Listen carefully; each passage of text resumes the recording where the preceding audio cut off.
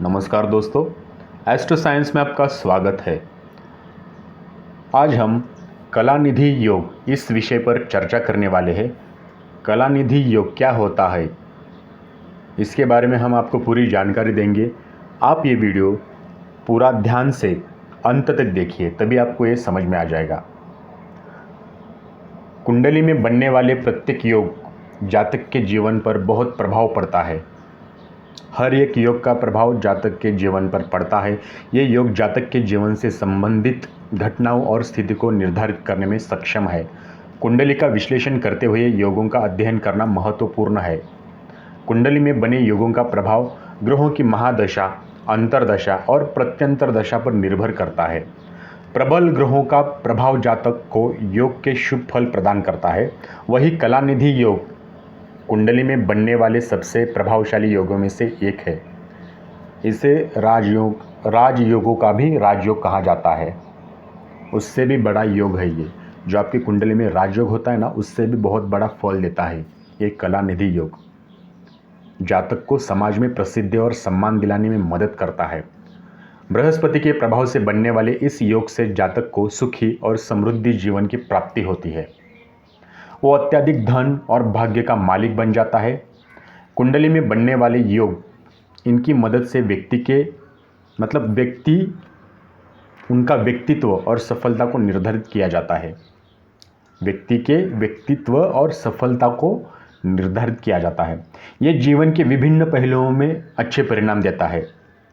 यदि आप अपनी कुंडली के योग के बारे में व्यक्तिगत परामर्श चाहते हैं तो स्क्रीन पर जो व्हाट्सएप नंबर दिखाई दे रहा है, उस नंबर पर आप अपना जन्म स्थान, जन्म तारीख, जन्म समय ये जानकारी भेज दीजिए। हम आपको तुरंत रिप्लाई देंगे।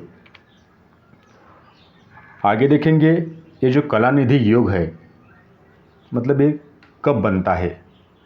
तो कलानिधि योग जब बनता है तो कुंडली में बृहस्पति दूसरे घर में बुध और शुक्र को देख रहा हो। यदि कुंडली में बृहस्पति दूसरे घर में बुध और शुक्र को देख रहा हो, इसके अलावा ये योग तब भी बनता है जब बृहस्पति को शुक्र और बुध की राशि में स्थित हो। समझ में आया आपको?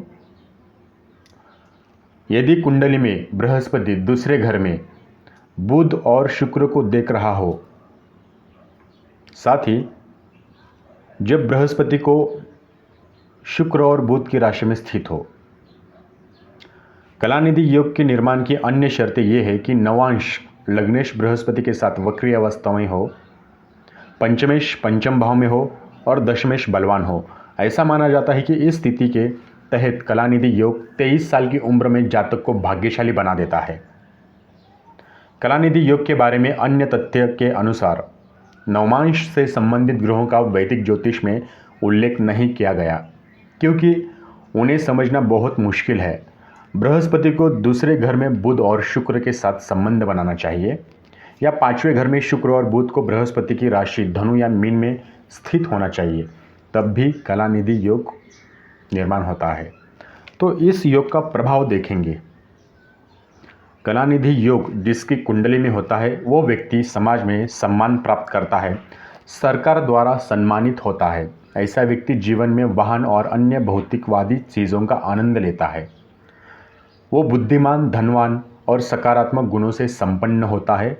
यदि कोई व्यक्ति इस योग में पैदा होता है तो उसे आमतौर पर सरकार द्वारा सम्मानित किया जाता है। वो समाज में उच्च वर्ग से ताल्लुक़ रखता है और सभी तरह की बीमारियों से दूर रहता है।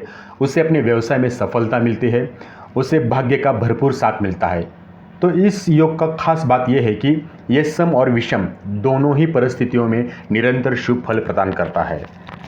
तो मुझे उम्मीद है दोस्तों, आपको ये वीडियो पूरा समझ में आ गया होगा। नहीं आ गया है तो आप ये दोबारा देखिए, पूरे ध्यान से देखिए, हो सके तो शेयर कीजिए। वीडियो देखने के लिए धन्यवाद। आपका दिन शुभ हो।